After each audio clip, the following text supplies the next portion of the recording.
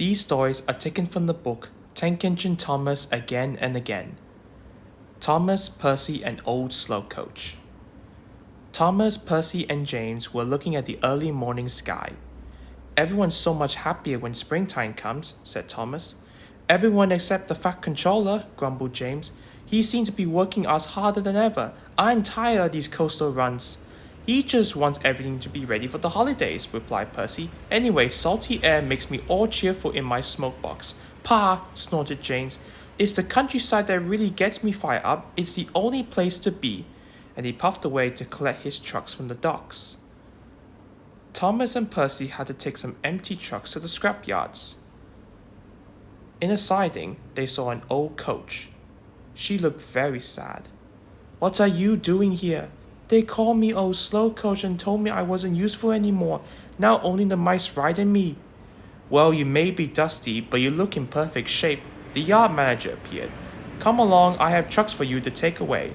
Excuse me, said Percy's driver. Can you tell us about this coach?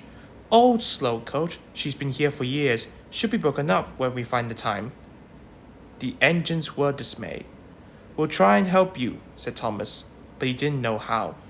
Meanwhile, James was enjoying himself. This is the life, he chortled. But he was heading for trouble. One of the few trucks was leaking. Then suddenly, it caught fire. Help! Cried James.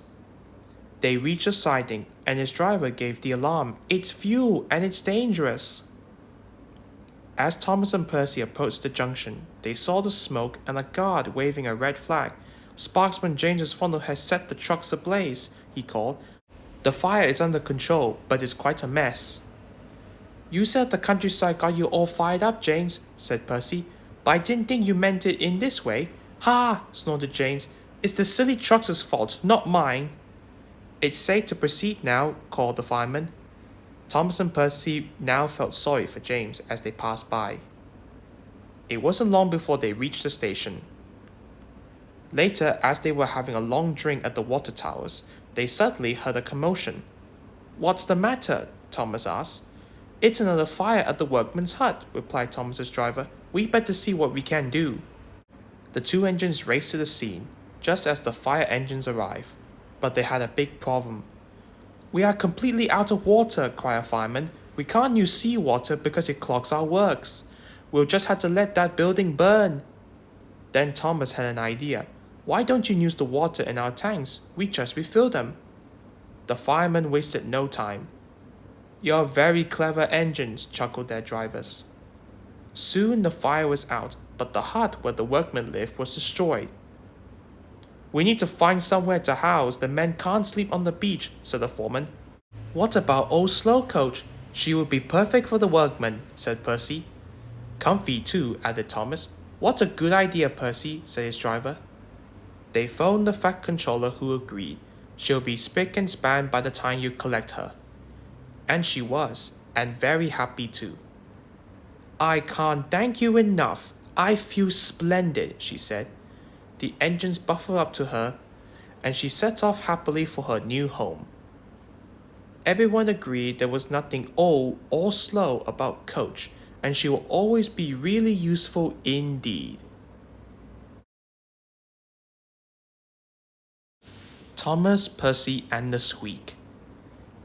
In the summer, the Fat Controller arranges lots of concerts. Music can often be heard drifting through the air. The engines do enjoy it. One morning, the engines were very excited. Alicia Botti, the famous singer, was coming to the island of Sodor. She's a coloratura, said Gordon importantly. What's a coloratura? Asked Thomas. It means she can sing high notes very, very loud. The Fat Controller will choose me to collect her, boasted James. I'm the brightest and the shiniest. Nonsense, I'm the most important, huffed Gordon.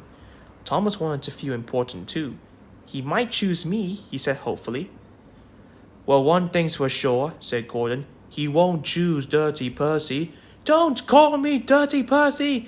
I have been working all day, and I don't want to be teased about it. He chuffed crossly and he wheeshed away. But later on, the Fat Controller didn't choose Gordon, and he didn't choose James. He chose Thomas. Make sure Annie and Clever are squeaky clean, he said. Yes, sir, said Thomas proudly. Move aside, dirty Percy. I'm the important engine today, chuffed Thomas. But I need a wash down. But I had to be squeaky clean, so you'll just have to wait. I can't wait, grumbled Percy. I'm a guaranteed connection. And he chuffed away. Soon Thomas was shiny and squeaky clean alongside with Annie and Clarabelle. He felt more important than ever. But as the workers coupled Annie and Clarabelle, they heard a strange sound. Squeak! What's that? Asked Thomas anxiously. His driver quickly oiled Annie and Clarabelle's undercarriage. That should take up the bars and squeak, he said. On the way to the docks, Thomas heard the squeak again. He was worried. It didn't sound like a squeaky clean squeak. Thomas squeaked noisily into the quayside where Alicia Body was waiting.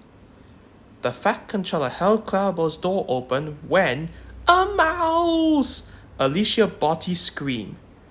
And she screamed and screamed. She screamed so loud and so long that the windows broke all over town. Definitely a car Rotora, said Gordon. Alicia Body was cross. I can't possibly travel in coaches riddled with mice. The Fat Controller was very embarrassed, and Thomas didn't feel important at all. Just then, Percy returned from his guaranteed connection. Look at that little green engine, Alicia Body exclaimed. So sweet and dirty, like a proper steam engine. Peasant, Gordon hubbed snootily. Yes, I am pleasant, smiled Percy. He was glad someone noticed. Alicia Body boarded his train, and Percy steamed away. He felt very proud. Later, Thomas saw Percy at the washdown. I'm sorry I call you Dirty Percy, said Thomas. You go first. Thanks, Thomas. It feels good to be friends, said Percy. But where's your mouse? You'll see, grinned Thomas. That night was Alicia Body's concert. Her voice carried across half the island. The Fat Controller had made the little mouse her very own home in the corner of Tidmer's sheds, and Thomas named her Alicia. Squeak! Squeak! It's only snow. Driver says there's snow tomorrow, said Edward. We'll be wearing our snowplows. You'll enjoy that, won't you, Thomas? Teased Henry. You know I won't, said Thomas. I don't like my snowplow. Sure enough, that night the wind blew and the snow fell heavily. The next morning the Fat Controller arrived. He told the engines they would have snowplows fitted. And you, Thomas, are to collect a special from Callan Station. It's needed for the village feast at Farquhar. Thomas was excited about his special, but not about his snowplow. Please, sir, my plow is awkward and uncomfortable. Do I have to wear it? Everyone has to wear a snowplow, said the Fat Controller. The fitters, his driver, and fireman all helped with Thomas's snowplow. We'll have to try that again, laughed his driver. Big, horrid, awkward thing, Thomas grumbled. He was very impressed when he arrived at Callan Station and saw his special. It was a beautiful Christmas tree. The tree will have lights and stand in the middle of the village, said Edward. Make sure you get to Toby safely. I will, said Thomas. Thomas arrived at the junction, and Toby was very happy to see him. The villagers will be delighted with this tree, Toby said. I'm glad you have your snowplow. I can't clear the snowdrifts by myself. Thomas couldn't see. There was a huge rock buried under the snow. Suddenly his snowplow hit the rock. Bouncing buffers, exclaimed Thomas. My plow is broken. His driver tried to stop, but the broken plow hit the water tower. Sinners and ashes, exclaimed Thomas. We can't go any further, said Thomas's driver. We're not without a snowplow. But the villagers need their tree, said Thomas. Let me try again. I'm sure I can make it without it. It wasn't easy without a snowplow, but Thomas was determined. He pushed and he pushed and he pushed. Thomas was trying as hard as he could, but there was just one snowdrift after another. Finally, Thomas and Toby pulled into Farquhar Station. Thomas whistled and the villagers cheered when they saw their beautiful tree. Hooray, they said, hooray! The next day, the Fat Controller sent for Thomas. Thomas was worried. What would the Fat Controller say about his broken snowplow? But the Fat Controller wasn't cross. He was very pleased. The villagers had a wonderful feast, he said. You were very brave to take on that snow without a plow. Thank you, sir, said Thomas. As you know, continued the Fat Controller, there are no spare snowplows, so you'll just have to do without yours for a while. Oh, thank you, sir, grinned Thomas. Not so hasty puddings. It was Christmas time, and the Fat Controller's engines were busy. The snow made their journeys difficult. They had to work hard to deliver passengers and goods to their destinations on time. This made the engines feel very reliable. Elizabeth pulled into the fitter's yard with Thomas's new snowplow. I don't need that silly old thing, said Thomas. Stuff and nonsense, steamed Elizabeth. You can't be a reliable engine if you can't get through the snow. That made Thomas cross. You know I'm reliable. I just don't like my snowplow. Elizabeth is rude, he said as he puffed along the line, and this snowplow makes my buffers ache. Later, Thomas saw the Fat Controller talking to Elizabeth. The Sodor pudding factory is snowed in. Their Christmas puddings must get to the docks before the ship sails for the mainland. Let me do the job. I need you on your branch line, Thomas. Besides, Elizabeth knows those roads well. She's very reliable. I'm reliable too, huffed Thomas. Apparently not reliable enough, Elizabeth chuffed. Now Thomas was crosser still. The snow was heavy, but Thomas arrived at every station right on time. Elizabeth was struggling to stay on the road. Her wheels did not like the slippery ice at all. When Thomas arrived at the docks to pick up Terence, he was surprised that Elizabeth had not returned.